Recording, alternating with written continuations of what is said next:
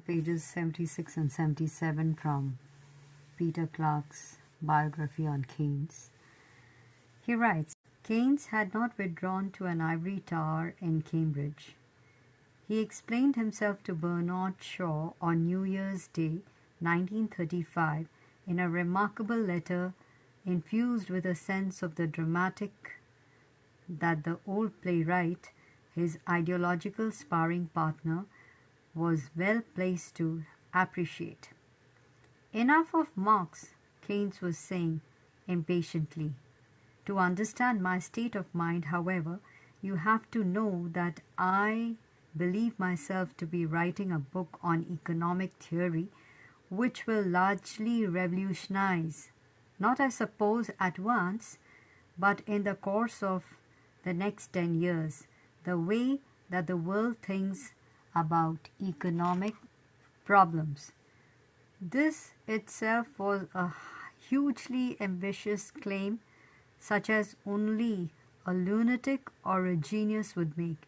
It can be read as an early draft of the famous remarks about the influence of ideas with which the general theory was to conclude. The next sentence, however, offered Shaw a hint about the complex ideological process involved. And Keynes wrote, when my new theory has been duly assimilated and mixed with politics and feelings and passions, I can't predict what the final upshot will be in its effects on action and affairs.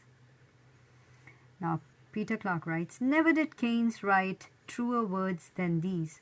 His ideas were to achieve the extraordinary impact that he envisaged, and they were to do so through an admixture of politics and passions that he equably foresaw. And the upshot was indeed fraught with unpredictability.